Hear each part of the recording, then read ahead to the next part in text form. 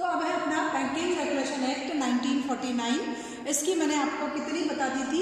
4 हमारी जो है वो हो चुकी थी। लास्ट मैंने कल आपको बताया था बैंकों के बारे में कि बैंकों का मैनेजमेंट कैसे होता है, और वोटिंग राइट्स के बारे में बताया कि एटलीस्ट वोटिंग राइट्स का क्या होता है। नेक्स्ट प्रॉफिट होता है अपने लाभांश वितरण पर प्रतिबंध, कि एटलीस्ट इस एक्ट में ये भी प्रोविज़न किया गया था कि जो बैंकिंग इंस्टीट्यूशंस है एटलीस्ट उनकी कौन कौन सी रेस्ट्रिक्शंस होगी, जिन रेस्ट्रिक्शंस के तहत वो अपने प्रॉफिट को डिस्ट्रीब्यूट नहीं कर पाएगी। तो प्रॉफिट के डिस्ट्रीब्यूशन पर रेस्ट्रिक्शन से रिलेटेड ये सेक्शन जो है वो है लाभांश वितरण पर प्रतिबंध, धारा 15 के अनुसार सेक्शन 15 के अकॉर्डिंग है ये। इसमें यह है कि बैंकिंग कंपनी, कोई भी बैंकिंग इंस्टीट्यूशंस अपने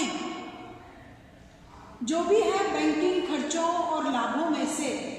बैंकिंग जो भी अपनी एक बैंकिंग कंपनी है वो अपने प्रॉफिट में से जो भी उसके कैपिटल एक्सपेंडिचर है, पूंजीगत खर्चों को जब तक वो उसमें से अपने प्रॉफिट में से रिटर्न ऑफ राइट ऑफ नहीं करेगी, अपलिखित नहीं करेगी, तो अपलिखित किए बिना वो प्रॉफिट को डिस्ट्रीब्यूट नहीं कर सकती है। ये एसेंशियल है कि हर बैंकिंग कंपनी को अपने लाभों में से जो भी उसके कैपिटल एक्सपेंडिचर है एटलीस्ट वो कैपिटल एक्सपेंडिचर को रिड्यूस करना पड़ेगा, लेस करना पड़ेगा, उसके बाद ही वो प्रॉफिट को डिस्ट्रीब्यूट कर सकती है। लेकिन कुछ एक्सपेंडिचर इस स्टाइल के हैं जिन पर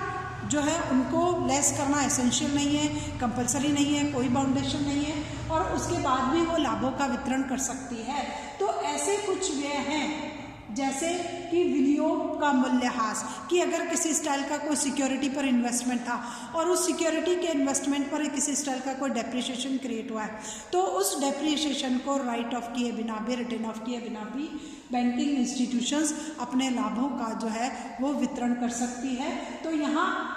वैसे तो लाभांश वितरण पर प्रतिबंध है, लेकिन कुछ कंडीशन है जहां एक बैंकिंग इंस्टीट्यूशन अपने प्रॉफिट को डिस्ट्रीब्यूट किए बिना ही जो है वो इन एक्सपेंडिचर को रिड्यूस किए बिना भी लाभों का वितरण कर सकती है। उसके बाद आता है संचित कोष के रिजर्व फंड। हर बैंकिंग कंपनी के लिए एसेंशियल है कि वो एक रिजर्व फंड प्रिपेयर करे।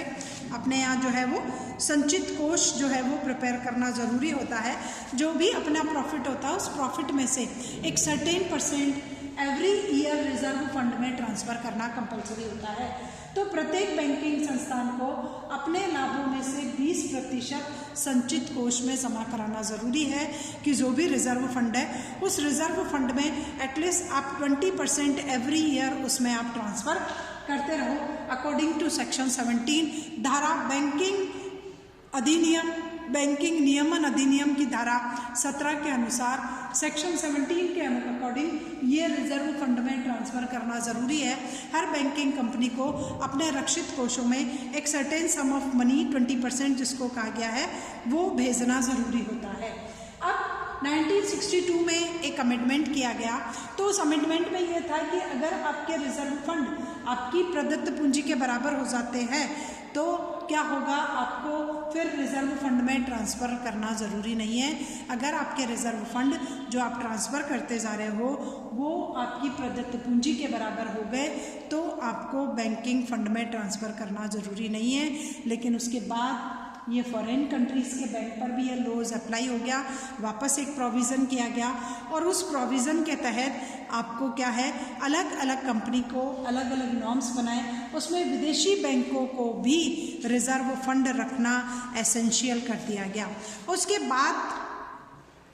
धारा 11 जो थी 1949 की, जो सेक्शन 11 थी, सेक्शन 11 जो है धारा 11 वो आपके लाभों को लेकर के थी कि इन संचित कोषों में, वो सेक्शन जो थी वो आपके प्रोविज़न को लेकर के थी कि रियल में रिजर्व फंड से किस किस स्टाइल के प्रोविज़न बना सकते हो। तो इसमें ये बताया गया कि हर जो बैंकिंग कंपनी है उसका भौगोलिक क्षेत्र, उसकी स्थापना का जगह, एटलीस्ट उसकी जोग्राफिकल कंडीशन क्या है, उसकी भौगोलिक क्षेत्र क्या है, उसका कहाँ स्थापित है, उसका जगह क्या है, स्थान क्या है, वो कब स्थापित हुआ, तो रिजर्व फंड की जो ट्रांसफ़र की जो रेट होगी वो किस पे डिपेंड करेगी कि सबसे पहले उसका भौगोलिक कार्यक्षेत्र क्या है, उसकी स्थापना का जगह क्या है, और ग्राहकों की आवश्यकता कितनी है,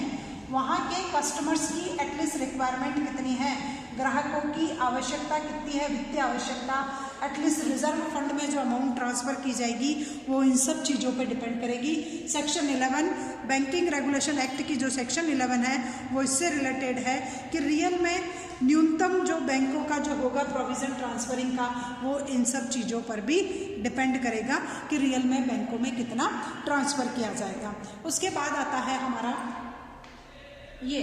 कि नगद कोषानुपात कि सीआरआर से रिलेटेड प्रोविज़न है, कैश रिजर्व रेशो, सीआरआर से रिलेटेड जो प्रोविज़न थे वो बनाए गए और ये सीआरआर के प्रोविज़न पहले भी आरबीआई एक्ट में जो है वो बना चुके थे। आरबीआई एक्ट की सेक्शन 42(1) जो थी, it is totally related from CRR,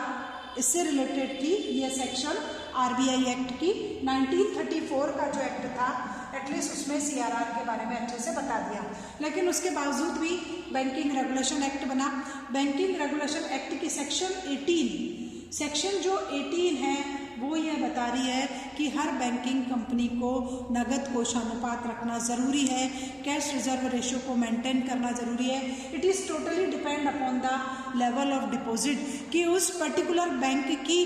deposit का लेवल क्या है, एंड डिमांड डिपॉजिट और फिक्स्ड डिपॉजिट, इसमें दोनों डिपॉजिट को इंक्लूड किया गया है कि जो भी इनसाइड द कंट्री जो भी शेड्यूल्ड बैंक है, अनुसूचित बैंक है, उन अनुसूचित बैंकों को अपनी कुल मांग और कुल सावधि जमा का कम से कम 15% रिजर्व बैंक को भेजना होगा। स्टार्टिंग में ये रेशो 3% to 5% था,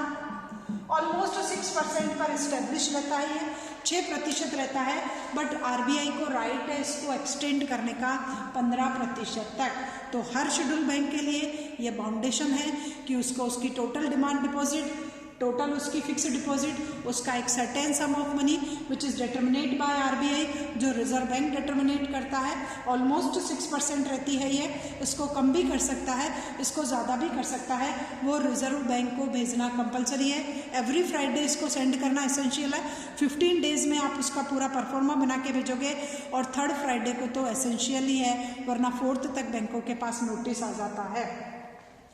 अब आपको सेंड कहाँ करना है, या तो आरबीआई या एसबीआई, इसके लिए ऑथेंटिक 2 ही है, आरबीआई, एसबीआई या अदर ऑथोराइज्ड इंस्टीट्यूशंस और बैंक बता देता है, वहाँ के आपके चालू खाते में इसको रखना या इसको सेंड करना कंपलसरी है, बाउंडेशन है। अब आरबीआई कंट्री की कंडीशन देखेगा कि कंट्री की इकोनॉमिक कंडीशन कैसी है, इन्फ्लेशन चल रहा है, क्राइसिस चल रहा है, ये रेशो उसी पे डिपेंड करेगा, हाई होगा या लो होगा। बट हर महीने की 15 तारीख को हर बैंक को अपना एक विवरण, अपना एक statement reserve bank of India को भेजना कंपलसरी होता है कि एटलीस्ट उसके नगद कोषानुपात की क्या कंडीशन है और उसने कितना जो है वो नगद कोषानुपात मेंटेन कर रखा है। उसके बाद आता है हमारे बैंकों में एसेट्स कि हर बैंकिंग कंपनी को भारत में संपत्ति कितनी रखनी है। अकॉर्डिंग टू सेक्शन 25 हर बैंक के लिए बाउंडेशन है कि उसको अपनी जो टोटल एसेट्स है एटलीस्ट उसका एक सर्टेन सम ऑफ मनी जो है इनसाइड द कंट्री रखना कंपलसरी हो जाता है। तो भारत में व्यवसाय करने वाली बैंकिंग कंपनियों के लिए ये अनिवार्य है कि वह अपनी कुल जमा का 75% के बराबर संपत्ति भारत में रखे। जितनी भी बैंकिंग की टोटल एसेट्स है एटलीस्ट उस टोटल एसेट्स का 75% जो पार्ट होगा वो इनसाइड द कंट्री रखना ज़रूरी है। ऐसी संपत्ति वो भारत में ही रखे, ये एसेंशियल है। और ये नॉर्म्स केवल इंडियन बैंक पर ही अप्लाई नहीं होता है, भारत में जो विदेशी बैंक है उन विदेशी बैंकों पर भी ये नॉर्म्स अप्लाई होते हैं कि अगर वो अपना बैंकिंग का बिजनेस इनसाइड द कंट्री कर रहे हैं, डिपॉजिट यहाँ से ले रहे हैं, लोन यहाँ दे रहे हैं, टोटल उनका बिजनेस यही हैंडल हो रहा है, तो एटलीस्ट उनको भी अपनी टोटल एसेट्स का 75% पार्ट इनसाइड द कंट्री रखना ज़रूरी है। तो ये भारत में संपत्ति से रिलेटेड सेक्शन 25 और यहाँ पर हर बैंक को अपनी एसेट्स का 75% जो है वो इनसाइड द कंट्री रखना कंपलसरी हो जाता है।